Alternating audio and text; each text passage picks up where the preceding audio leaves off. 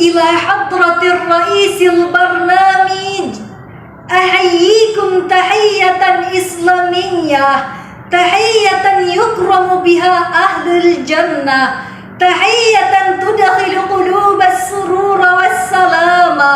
ويا أيها السامعون المحبوبون، بسم الله نبدأ قولا سديدا ونسأله توفيقا في الكلام. يا ربنا اجعلنا سعيدا في درب العلم والسلام. السلام عليكم ورحمة الله تعالى وبركاته. الحمد لله الذي جعل الإسلام دينا وحيدا قبله في يوم التناد.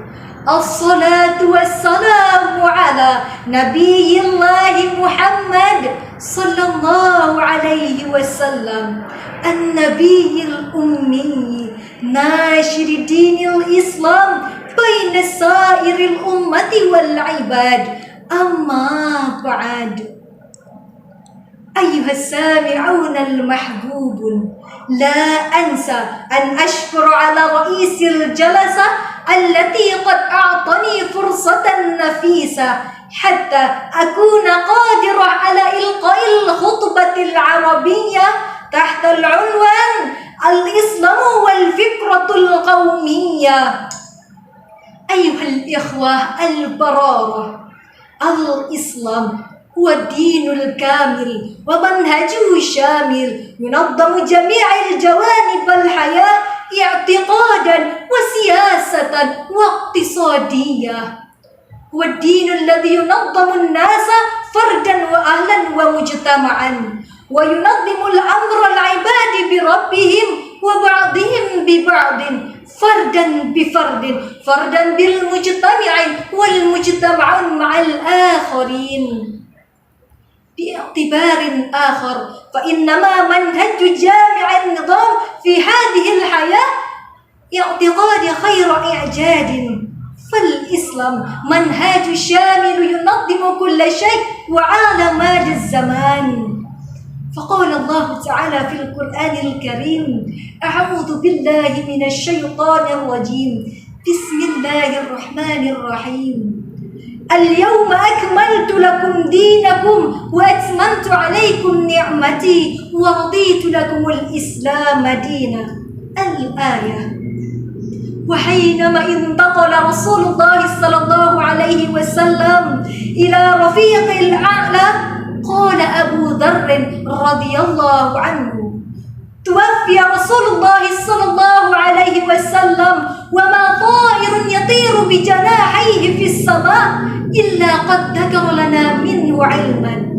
فالمعنى كل جوانب الحياة قد وجد فيه علمه ومنهجه ودستوره وقانونه الذي بينه الإسلام، حتى كل النظام في هذه الحياة قد بينه الإسلام، وهذا النظام مقرر على مدى الزمان.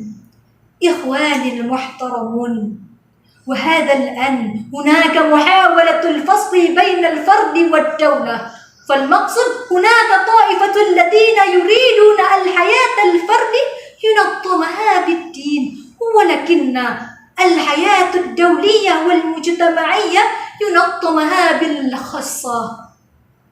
هل الإنسان يريدون أن نوجد حكما نفسه وإيجاد حكما من حق الله تعالى وحده؟ فقال الله تعالى في القرآن الكريم: بسم الله الرحمن الرحيم: ومن لم يحكم بما أنزل الله فأولئك هم الكافرون. الآية. فليس من حق أي حق أن نوجد النظام التي تعترف أحكام الله تعالى.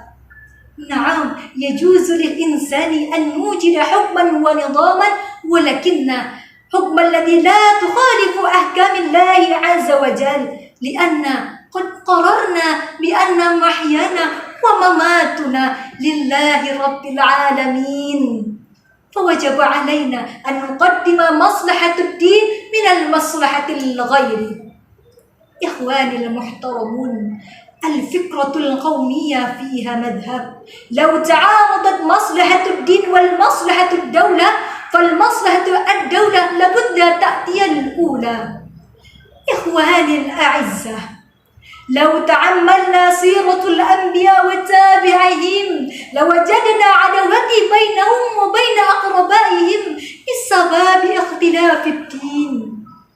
لم يكن رسول الله صلى الله عليه وسلم وأبوه من قبيلة واحدة، وإبراهيم عليه السلام وأبو لهب من قوم واحد، ولوط صالح وشعيب وأقوامه من قبيلة واحدة، فلماذا تحدث عداوات بينهم وبين أقوائهم وهم من قبيلة واحدة؟